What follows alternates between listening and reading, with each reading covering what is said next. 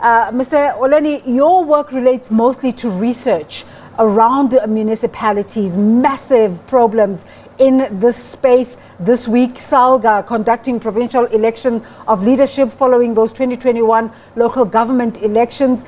How will local government reflect on the president's address? Sanusha was speaking earlier about the issues of title deeds, local procurement. What projects can immediately make an impactful boost to municipal economies? Yeah, I think we must also look at the structure of local government as it is from a funding point of view. We still believe that funding within the local government is still it's not where it should be. We dissect the fact that national gets about 45% of the fiscus, provincial gets about 43%. The remainder goes into the local government. Now, the issue of local governments operating as a business is being stifled by the fact that some of the legislation is not enabling, and certainly from an intergovernmental relations point of view, is not assisting municipalities to take on the full responsibilities that they have. Case in point is on the ESCOM side, where we believe that municipalities should be allowed to start distributing electricity and must be geared to distribute electricity. Hence, they can build infrastructure that is going to be supportive of the infrastructure that the likes of ESCOM have, and basically continue to create the next mile and the capability of municipalities. Secondly, municipalities as well, from a capital investment point of view, are also seeing grants that are being divvied down to them, which we believe that those grants should be increased and enable a lot more of the infrastructure. Isn't it? The infrastructure projects which are being spoken about are happening in local areas. They're not happening somewhere in the sky. Whether it's the new cities that are being touted, are happening within the local area. So we believe that.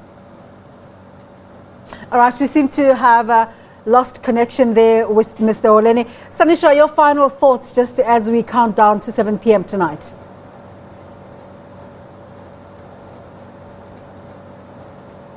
Am I still with you, Desiree? Oh, yes, we have you back. We'll come back to you in a second. Okay.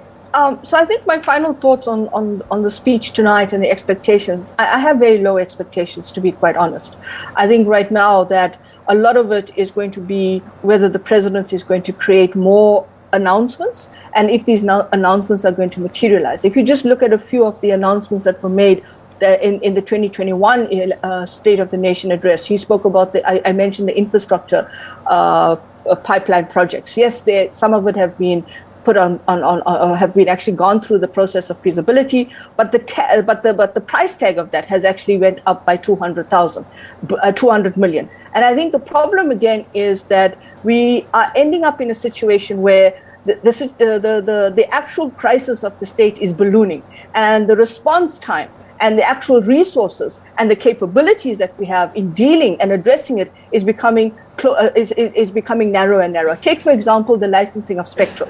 So important, but has been delayed several times. Take, for example, the additional renewable energy that's supposed to come on stream in terms of 2,600 megawatts. That has now only been successfully bidded already. Nothing has been signed. Take, for example, the question of 2,000 megawatts that was supposed to be emergency power. Again, by Jan 2022, the financial project has been extended again. So there's a lot of these kinds of structural issues that are not seeing the free flow of government and governance happening in terms of what's going on within the bureaucracy of the state. As much as the president can stand and promise these things, they're not seeing a kind of implementation. The flow of it in terms of how it's going through is becoming quite frustrating. And I think at the end of the day, there's going to be questions about the vaccine rollout program, what's happening there. There's going to be questions around how we deal with the social welfare state. Do we continue with the COVID relief grant of 350,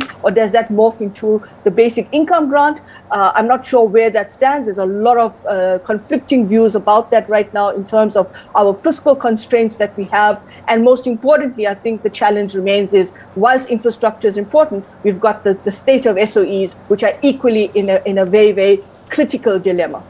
Mr. Holeni, your final thoughts as we count down to 7 p.m. tonight?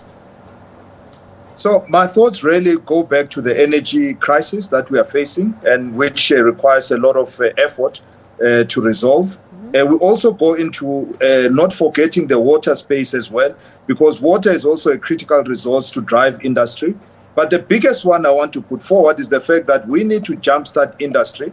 We talk about unemployment as if unemployment will be created by expanded public works projects.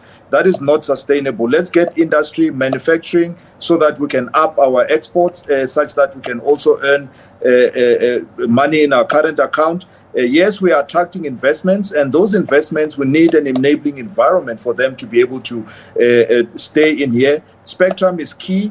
As well as making sure that the e-visas and all of those things that will boost the tourism industry are taken into account.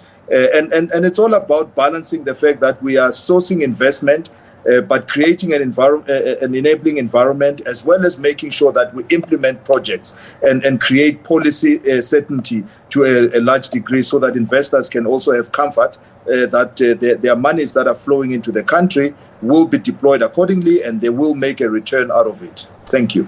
Let's thank you both for making the time to speak to us today. Sanusha Naidu, political analyst, and Miyelani Holeni, who's a chief advisor at Naidu Consulting.